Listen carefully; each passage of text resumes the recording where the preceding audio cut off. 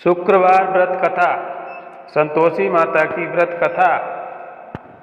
यह कथा पढ़े बिना संतोषी माता का व्रत अधूरा माना जाता है। संतोषी माता व्रत की पौराणिक कथा के अनुसार एक बुढ़िया थी। उसका एक ही पुत्र था।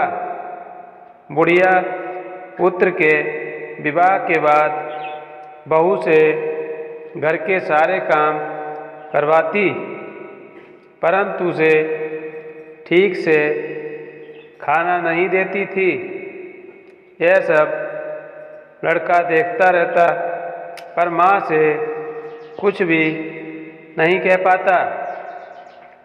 बहू दिन भर काम में लगी रहती, उपले थापती, रोटी रसोई करती, बर्तन साफ करती, कपड़े धोती, और इसी में उसका सारा समय बीत जाता।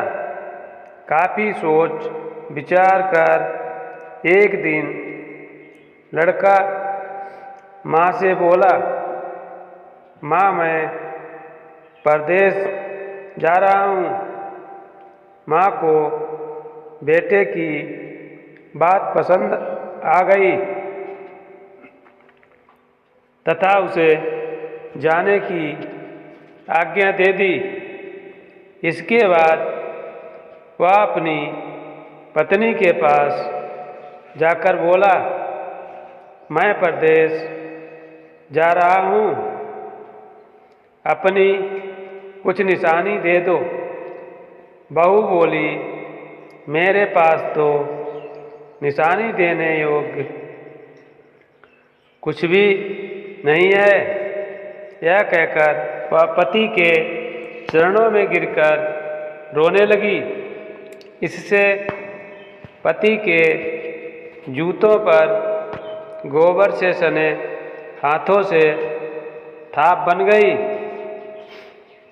उसने अपनी पत्नी से कहा, मुझे निशानी मिल गई और मैं जाता हूँ। पुत्र के जाने के बाद सास के अत्याचार बढ़ते गए। एक दिन वह बहुत दुखी हो मंदिर चली गई। वहाँ उसने देखा कि बहुत सी स्त्रियाँ पूजा कर रही थी। उसने स्त्रियों से व्रत के बारे में जानकारी ली तो वे बोली कि हम सभी संतोषी माता का व्रत कर रहे हैं। इससे सभी प्रकार के कष्टों का नाश होता है। स्त्रियों ने बताया, शुक्रवार को नहा धोकर एक लोटे में शुद्ध जल ले लेना और गुड़ चने का प्रसाद लेना तथा सच्चे मन से माँ का पूजन करना चाहिए। खटाई भूल कर भी मत खाना और न ही किसी को देना। एक वक्त का भोजन करना। व्रत विधान सुनकर अब वह प्रति शुक्रवार को संयम से व्रत करने लगी। माता की कृपा से कुछ दिनों के बाद पति का पत्र आया। कुछ दिनों बाद पैसा भी आ गया। उसने प्रसन्न मन से फिर व्रत किया तथा मंदिर में जा अन्य स्त्रियों से बोली, संतोषी माँ की कृपा से हमें पति का पत्र तथा रुपया आया है। अन्य सभी स्त्रियां भी श्रद्धा से व्रत करने लगीं।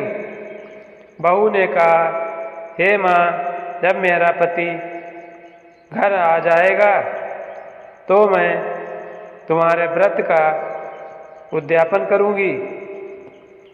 अब एक रात संतोषी माँ ने उसके पति को स्वप्न दिया और कहा कि तुम अपने घर क्यों नहीं जाते?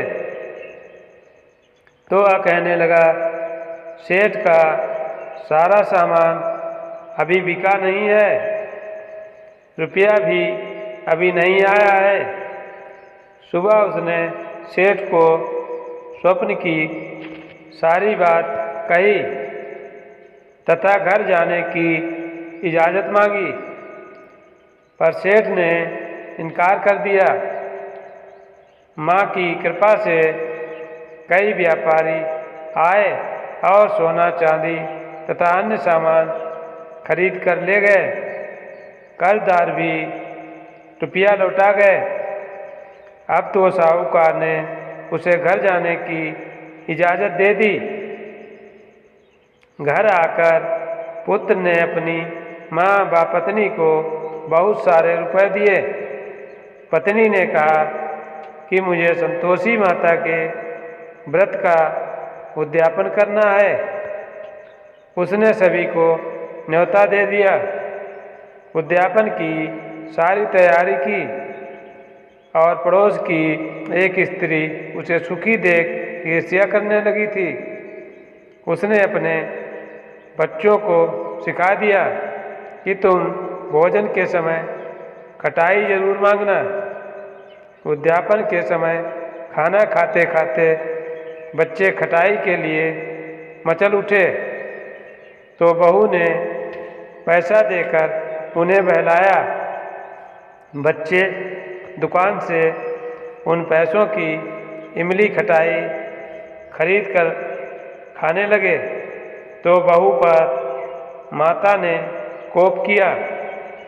राजा के दूत उसके पति को पकड़ कर ले जाने लगे तो किसी ने बताया कि उद्यापन में बच्चों ने पैसों की इमली खटाई खाई है।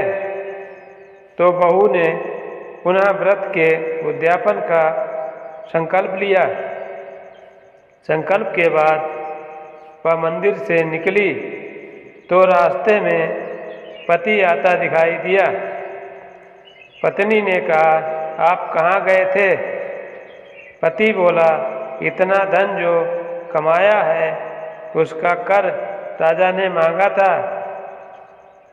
अगले शुक्रवार को उसने फिर विधिवत व्रत का उद्यापन किया।